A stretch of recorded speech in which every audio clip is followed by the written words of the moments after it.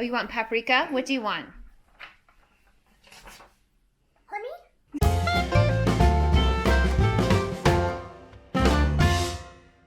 Good morning, everyone.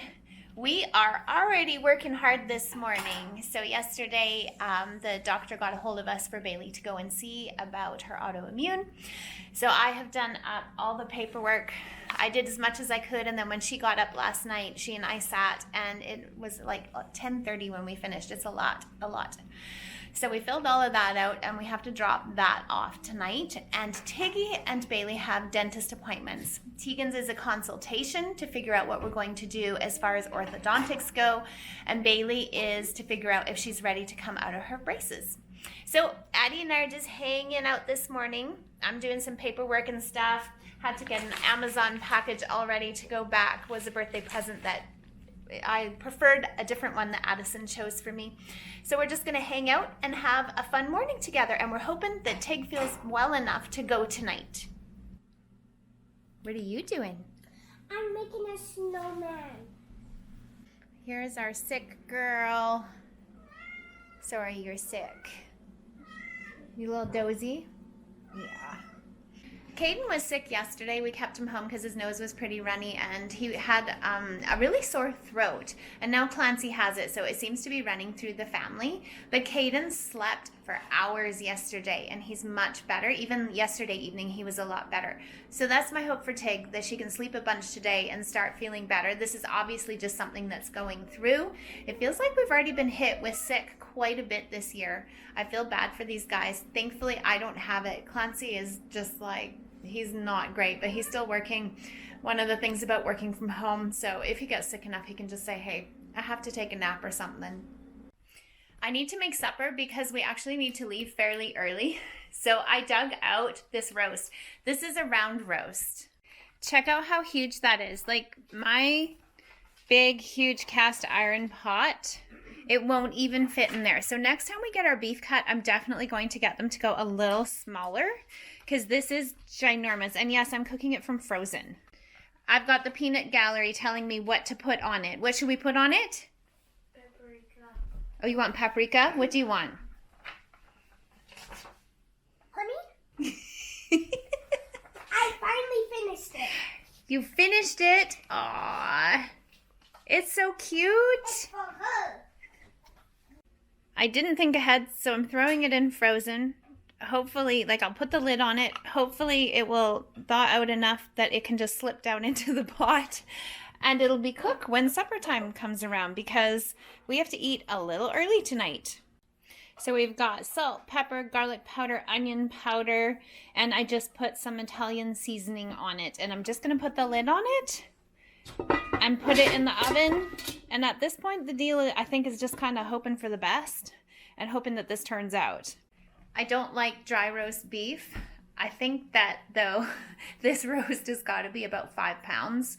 And it's going to take a really, really long time to cook through that all and get the middle of it completely cooked, considering it's frozen rock solid.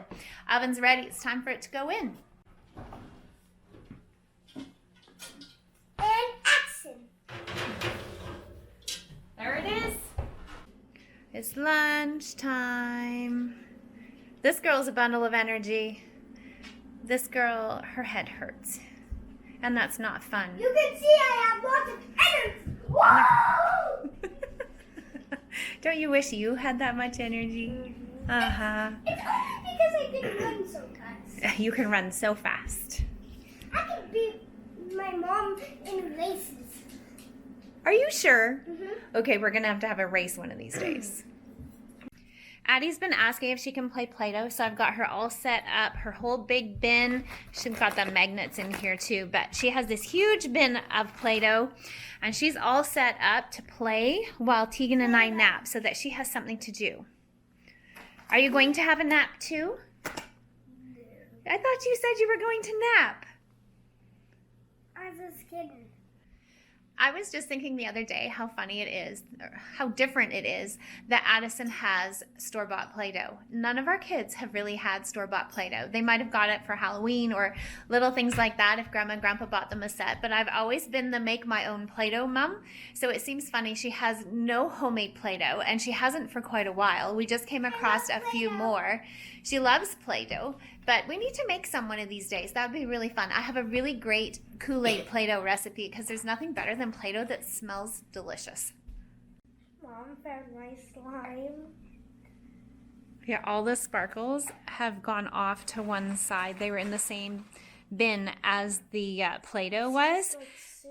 It's just Yeah, if you water. opened it, it would just be a sticky, gooey mess everywhere. Here, It's like let me see. glue. Look at that. It looks really cool, but I can only imagine the mess. It's like glitter glue. You guys, I just had a nap. You know, the best news about that is I actually slept, which is like amazing and awesome, but I totally woke up to the smell of roast beef. So this girl was awesome. What all did you do? Play Play-Doh. You are awesome sauce. You entertained yourself for forever. So I put the cat outside because the cat and Addie like each other, but Addie doesn't like her when she's alone because the cat can be a little hard on her. So I've got to go outside and get the cat, and I've got to hurry up and get some potatoes in with my roast quickly here because it's already fully cooked. I wasn't expecting that to happen so fast. As I'm doing this, I realize that I need to add a couple of things to my favorite things list. If you guys haven't seen these before, they are called hot pots. And I first saw them when we went to Kenya, and Clancy's mom and dad actually brought this back from Kenya for us. It's huge. This one is a really, really big one. Our family was a family of 8 at that point in time. 8, all 6 kids were at home. And so I can make like a ginormous stew or things like that and fit it in here. This will easily fit my roast to keep it warm. Another one of our favorite things, and this is our favorite thing, is this for recording temperature with your meat. This one you plug it in, it can hold 2. This is just off of Amazon, not a paid endorsement, just something we really like. So here's the central controller. You plug it into that. The probe is down into the oven. You can see the cord here is just going into the oven. It just goes into my pot, right into the meat, so that I know what temperature the meat is. But the best part about it is that you can set this to notify you. So there's 2. There's this one that stays here, and then there's this one that you can take with you. So even if Clancy's working, he can throw something on the barbecue out there, and he can carry this around, and it will notify him when our meat is done, because we've gotten to the point where there's like certain temperatures that we really like our meat. And I've just overcooked our roast. It's over 200 degrees. I would have preferred to pull it out at 160, but seriously, a roast that big frozen solid, I thought it would take a lot longer than it did. So I'm going to pull the roast and put it in the hot pot, and then I'm going to take our potatoes. I've got them sitting, I've washed them. They're just waiting. They're really big Baker potatoes. I only did 1 each, so there'll be like 7 potatoes in there, but that will probably still provide leftovers. I'm just gonna chop those up, throw them in the pot, and let them just bake in the juices so that they have a really nice flavor.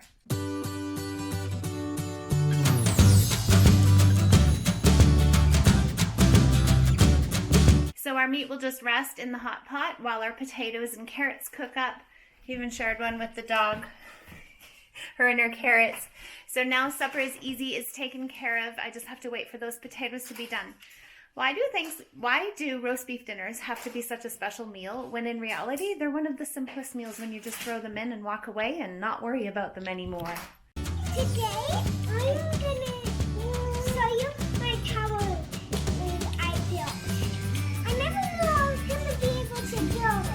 She spent a couple of minutes building this. It's no more box. No more box. Not you. No. Mom says it kind of looks like the Leaning Tower of Pisa because it's kind of on a tilt. That's amazing, Addie. Yeah? Watch the window. There's a boy over here. There's a boy over here? Yeah. Look, if you look down here, it looks really cool. Oh yeah, look in there. It's and then she's got all the things around here. Time to tuck Tiggy into bed. I didn't manage to show supper. The roast was definitely overcooked and a little dry, but otherwise it tasted delicious, thankfully. So we drove all the way, dropped off Bailey's paperwork, and then went all the way up to the dentist. And Tiggy is going to be moving into an Invisalign in the new year. Bailey will hopefully be moving out of her braces, trying to get some kids on the same schedule, trying to get this girl off to bed. What do you think about going into Invisalign? I'm scared. Yeah, you don't have to be scared. It's okay. Kato's doing it just fine. He's rocking it. We've got Coco up here. She's trying to find all. Yeah. So we're going to end the vlog here so that I can go and tuck this Tiggly girl in.